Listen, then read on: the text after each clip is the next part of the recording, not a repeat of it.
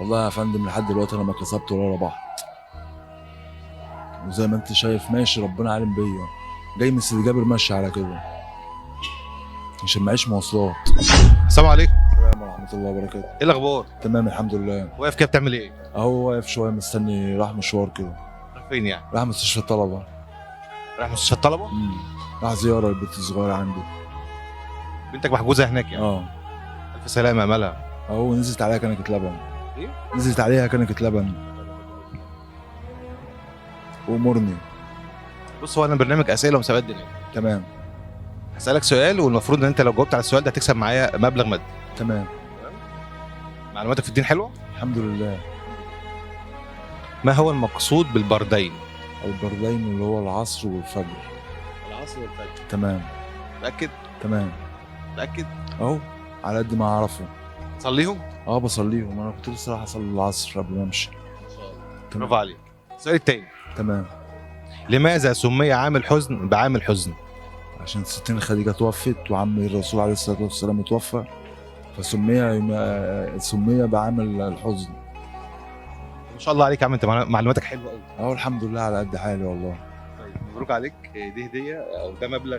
تمام. ده مبلغ مادي بسيط كده عشان انت جاوبت. تمام. قول لي بقى، انت بنتك محجوزه بقالها كام يوم؟ بقى من شهر 10 2023. من شهر 10. 2023. انا على باب الله والله، عامل باليوميه. اشتغل ايه؟ يعني بشتغل في المعمار شويه، بشتغل في شركه امن، في اي حاجه. المهم بنجيب اخر النهار اليوميه بتاعتي. كفايه يعني؟ اهو الحمد لله، نقول الحمد لله وربك اللي بيستر.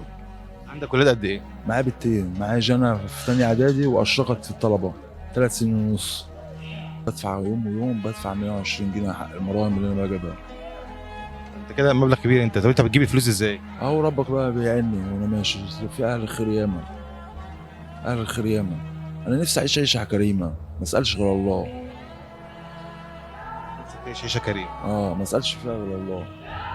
والله يا فندم لحد دلوقتي انا ما كسبت ولا ربحت، وزي ما انت شايف ماشي ربنا عالم بيا. جاي من سيدي جابر ماشي على كده عشان معيش مواصلات. انت جاي من سيدي جابر مشي؟ اه والله. في العصافره؟ ما انا عارف. جاي من سيدي جابر للعصافره مشي؟ اه والله العظيم.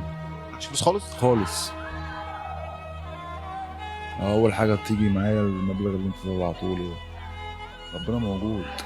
ربك كبير يا ريس، ما ربنا ما بيسيبش. طالما انت ساعي في ارض الله بتلاقي ربك بيديك زي ما انت عايز. كل الناس هتتفرج على الفيديو تدعي دعوه حلوه لاشرقت ان ربنا يعني يقومها بالسلامه وابوها يفرح بيها يعني. مش عارف، مش لاقي كلام اقوله والله. قول الحمد لله. قول الحمد لله ودعواتك وربك هيفكها من عندك. ازاي حامد ربنا كده وازاي راضي؟ لازم ارضى بقضاء ربنا لا رد في قضائه.